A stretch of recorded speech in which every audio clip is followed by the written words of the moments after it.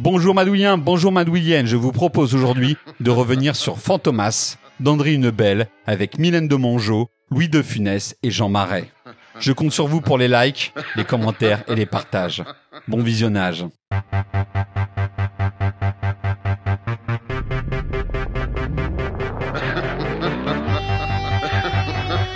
Alors que Mylène de Mongeau nous a quittés, celle dont la beauté sans égale aura marqué durablement le petit garçon que j'étais quand elle découvrit ces films des années 60, l'idée m'est venue de revenir sur le film Fantomas, où elle jouait aux côtés de Jean Marais et de Louis de Funès.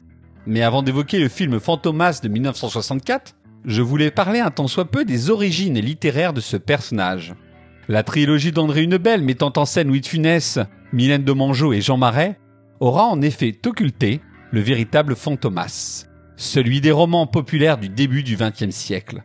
Dans la quarantaine de romans qui lui sont consacrés, Fantomas est un génie du crime sanguinaire très différent de son alter ego cinématographique.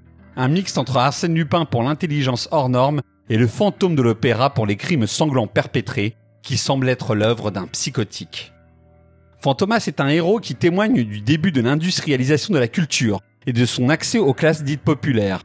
Publiés dans des ouvrages à 65 centimes, ces deux auteurs des anciens journalistes étaient soumis à un rythme terrible par leur éditeur Fayard, qui les obligeait à écrire un roman par mois. Les romanciers, pour réussir à tenir ce rythme, se divisaient les chapitres à deux et utilisaient l'ancêtre du dictaphone. Ils dictaient ainsi leur prose qui était ensuite la nuit reprise par des dactylos qui devaient livrer le lendemain les pages prêtes à être envoyées aux presses. Il faut savoir également que les auteurs gardaient dans une armoire différentes coupures de presse relatant des faits divers qui leur servaient de boîte à idées. Fantomas marqua les surréalistes qui virent dans la fabrication industrielle de ce personnage une incarnation de l'écriture automatique. Si Cocteau, qui aurait suggéré à Jean Marais l'idée de jouer dans Fantomas, Apollinaire, mais aussi Magritte adorait Fantomas, c'était aussi pour l'imagination sans borne de ces auteurs et ce que représentait Fantomas. Férus de psychanalyse, les surréalistes ne pouvaient que porter au nu un anti-héros dont on ne connaissait pas le visage, toujours caché derrière un masque, qui allait permettre à chacun de s'identifier à lui, et de s'imaginer se livrer à ses plus noires pulsions, puisque Fantomas n'était jamais arrêté. Fantomas à l'époque peut être ainsi perçu comme une incarnation de l'inconscient freudien. Les romans écrits à quatre mains, avec Marcel Alain, mettaient avant tout en lumière une figure violente et perturbatrice, venue ponctionner les richesses pour enfin détruire une société de la belle époque inégalitaire, où le peuple allait bientôt servir de chair à canon durant l'abominable Grande Guerre. Avec les Fantomas d'Hunebelle réalisés dans les années 60, il est difficile de reconnaître les romans originaux dans ces films pop qui multiplient les blagues et les gadgets, surtout dans le deuxième volet. Alors qu'il avait cédé ses droits, Marcel Alain, encore vivant, ne supportera pas l'évolution de son héros Fantomas, allant jusqu'à attaquer la Gaumont, un procès pour dénaturation de l'œuvre gagné par l'auteur qui conduira à l'annulation du 4e opus censé se dérouler à Moscou. Justement, revenons sur le réalisateur André Hunebelle qui dirigea la trilogie Fantomas qui se compose de Fantomas en 1964, Fantomas se déchaîne en 1965 et Fantomas contre Scotland Yard en 1967. Hunebelle était un personnage élégant et mondain, à l'aise aussi bien sur les plateaux de cinéma que de télévision. Issu de la grande bourgeoisie, cet homme cultivé aura multiplié les succès populaires durant sa carrière avec le Bossu et bien sûr le premier Fantomas qui a réuni plus de 4 millions de spectateurs en salle et pas loin de 50 millions en URSS. Hunebelle avait la quarantaine bien avancée quand il débuta au cinéma, au début des années 40. Avant de mettre en scène les stars du cinéma français, il se sera occupé d'une verrerie, créant de très belles pièces prisées en leur temps. C'est en tant que producteur qu'il fera ses premiers pas dans le 7e art. Devenu réalisateur, son obsession première quand il signait un film était avant tout commerciale. Il essayait surtout de coller au goût de son public. Il passera ainsi de la comédie de boulevard à ses débuts au long métrage de Cap et d'épée avec le Bossu, avant de se mettre au film d'espionnage sous influence 007 avec les OSS 117 des années 60. Quand il conçoit son Fantomas, il essaie de trouver la formule qui lui assurera le succès. Que vaut ce Fantomas de 1964 ? Quand on regarde le Fantomas d'Hunebelle, on peut être parfois circonspect sur les qualités de cinéaste du bonhomme. En effet, on repère ici ou là des erreurs techniques, faux raccords, problèmes de continuité au niveau du script, mauvais raccord lumière. Si on peut avoir quelques réserves sur la réalisation en brin scolaire d'Hunebelle, il faudrait être de mauvaise foi pour ne pas reconnaître que l'on prend beaucoup de plaisir à la vision du film, Et sincèrement, à l'apparition du mot fin, je n'avais qu'une envie, m'atteler au deuxième épisode Fantomas se déchaîne. Quel est donc le secret de ce Fantomas multi-rediffusé, qui semble toujours avoir les faveurs du public et de votre Madouil? En premier lieu, le film d'une belle réussit quelque chose de difficile au cinéma, le mélange des genres. On passe ainsi allègrement dans le film d'une scène comique avec un De Funès survolté à une poursuite menée avec entrain par un Jean Marais réalisant la plupart de ses cascades à 51 ans.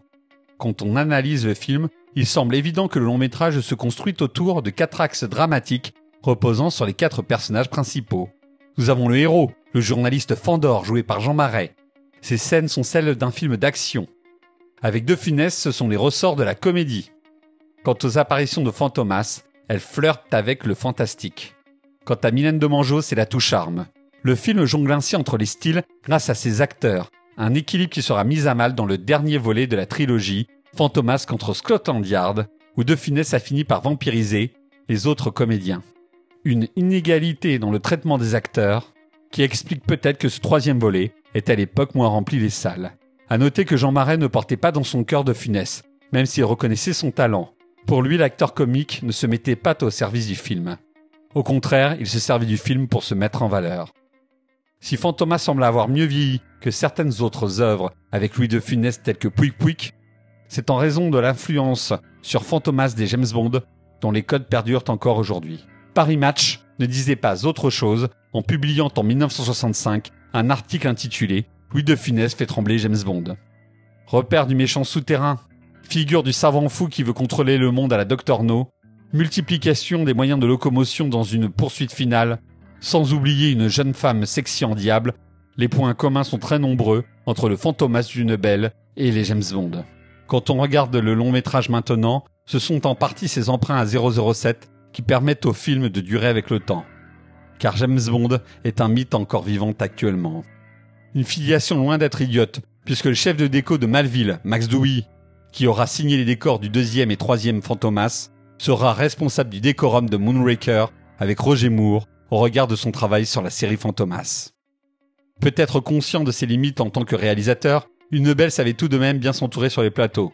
Sur le premier Fantomas, on retrouve ainsi des techniciens chevronnés du cinéma français, tels que Jean Fett, qui fut le monteur entre autres de Carnet, Duvivier et Bresson. Nous avons aussi René Christian Forget, l'un des cadors du son dans le cinéma hexagonal, sans oublier le génial compositeur Michel Magne. À la fois avant-gardiste et populaire, sa musique passe avec une aisance rare de la mélopée pop à un thème rappelant le meilleur de John Barry ou Mancini. Si vous êtes un fan de rock, le nom de Michel Magne doit sans doute vous dire quelque chose, puisqu'il est le fondateur du mythique studio français, le Château d'Hérouville, où enregistrèrent, entre autres, les Pink Floyd, T-Rex, les Bee Gees et tant d'autres. Enfin, n'oublions pas que le premier Fantomas de 1964 fut plus ou moins le premier boulot officiel de Rémi Julienne, qui doubla pour certains plans Jean Marais à moto, même si l'acteur aura effectué la plupart de ses cascades.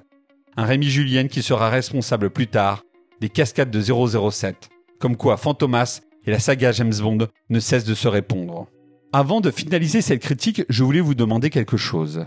Est-ce que vous n'avez jamais été gêné comme moi par le fait que Jean Marais interprète à la fois le journaliste Fandor et Fantomas? Du moins lui prête sa stature, car la voix est celle de Raymond Pellegrin. Ce double rôle, c'était une demande de Jean Marais pour accepter le film, lui qui dessina le masque de Fantomas. Enfant, j'ai supposé que Fandor et Fantomas n'étaient qu'un. Cette idée n'est jamais exploitée dans les 3 films, même si le 4e volet, selon certaines rumeurs, évoquait l'idée que Fantomas était le père de Fandor. N'hésitez pas dans les commentaires à me dire si vous avez eu le même ressenti. Avec sa scène d'action finale assez dantesque, son mélange réussi entre action et comédie, et son excellent casting, où Mylène Demangeot, qui vient de nous quitter, arrive à exister grâce à son énergie entre 2 monstres sacrés, le premier Fantomas de 1964 est un divertissement à revoir avec toujours autant de plaisir.